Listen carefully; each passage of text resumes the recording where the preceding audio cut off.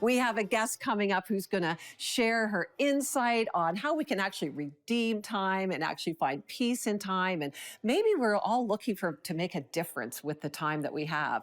Well, I don't know what defines your relationship with time, but for many of us, unfortunately, that word is often anxiety, right?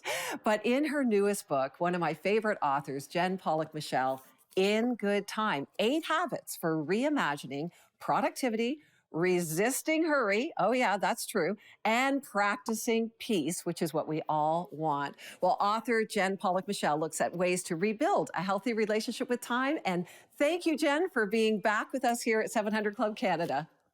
Yeah, thank you for having me, Lori. It's great to be back. Well, you know I'm a fan and I read everything that you write. And every time I read, I think that's so practical. And once again, in your book, In Good Time, it speaks about our relationship with time. And everyone's struggling with how to use their time well. Why did you write a book on time? Because I felt like I had too little. I think like everybody else, I was just chronically overwhelmed, chronically busy, always sort of reading the time management books that insisted I could learn new strategies and I could make time. And I always thought that busyness actually was my biggest problem until I got into the pandemic. And suddenly the calendar was cleared and I didn't really feel any better than I expected. Well, that's very telling because I had the same experience. We had lots of time on our hand. We didn't need to, as you say, make time. But now the question is, what do we do with this time? And I love the phrase you've used in this book, time anxiety. Wow. I think a lot of us can relate to that. How do we what would you describe? What is time anxiety first? What is that? I mean, it really is the anxiousness that we feel around time. And like I've already described, I think for many people that anxiety has to do with just the to-do list. Like it's endless and I'll never get it all done. But I think there are other important forms of time anxiety. Sometimes it relates to anxiety related to the past, that something feels final and I'm not going to be able to change something from the past. So we can have anxiety about that. We can have lots of anxiety about the future too. Things we can't control, outcomes that we can't guarantee. So I just use the word time anxiety to describe all of that. And I think we're going to find ourselves somewhere there in those descriptions. Oh, I think you're so right. And I love what you do in this book. And as I was reading it, I literally experienced this comfort and peace. Reading the book slowed me down, brought me comfort and peace. Like, why is it? I know that's one of the goals of the book. What do you use your message to those who haven't read it yet? Yeah, I mean, one of the things I'm kind of comforting people with is that there's a shortcoming to time management, and I think we all feel it in our souls. This whole idea, like time management, tells you that the strategies of time management will save you from all your time anxiety. And if you're a person like me, like I tried all that, and I still had time anxiety. So we're sort of left feeling like, well, I guess the problem is me. And in the book, I'm really saying, actually, the problem isn't just you. The problem really is living in a fallen world where time is actually so brief. We learn that in the scriptures, in Psalm 90, that God's time is everlasting and our time is not. And so the fears that we have with just the scarcity of time, that's real. And also, you know what? We live a mortal human life, which is frail. And sometimes we can't perform the heroics of time management because we're maybe sick or in a season of grief. And so if you experienced a little bit of comfort and peace, and I feel like, oh, I did my job, I convinced you that your time anxiety just can't be solved by trying harder.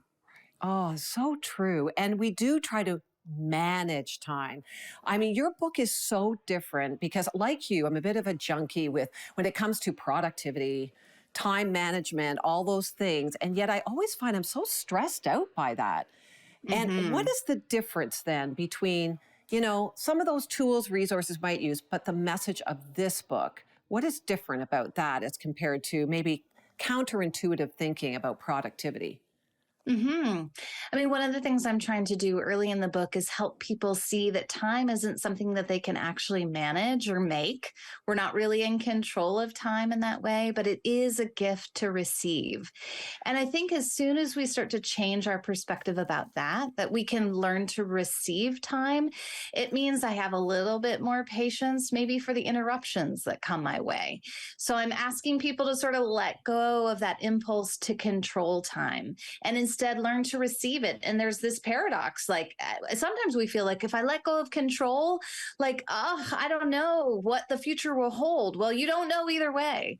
So having time faith is something that I'm encouraging people to think about. I'm really actually encouraging people to just look up to the God who is not panicked by time. And that, of course, is not something that we talk about in time management. Again, it's sort of the hero's story. Time management centers the human being and their heroics. And this book is really saying, look up to the God who gives time, the God who isn't panicked by time, the God who begins new things all the time through Christ. And I think there's a lot of peace to be found in that. Oh, there certainly is. And that's what I got out of reading your book. I got a Mm. bigger perspective on time. And you give 8 habits, which I love. I love how you break things down. And the first habit is begin. It's a Hmm. good place to start. So, Begin. yeah, tell us about the importance of beginning. What did you mean by that? Yeah. Well, interestingly enough, I read this one time management book that said you have 3 options in life. You can drift, you can drown, or you can decide. And that whole idea of like, you can begin, you can decide. And I think there's truth in the sense that we can intentionally choose to begin things in our lives. But that's actually not what that chapter is about. That chapter is about hope and faith in the God who begins. And surprisingly enough, I kind of start with stories of grief. I mean, times when in my own life, things have just gone off the rails. And I think those are the places in our lives where we start to get convinced that, maybe I'm afraid for the future, or maybe I try to down on more control.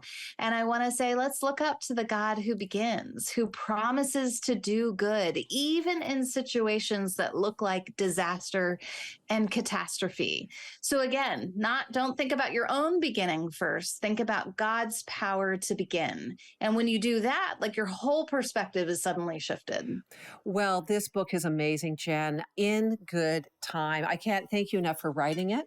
I know that you're living it out in your life, and it's something to be practiced. So thank you for that reminder. And if you want to learn more about Jen Pollock Michel and all of her writing, go to 700club.ca and to order her book, In Good Time. You won't regret it. Thank you so much, Jen. Thank you, Lori.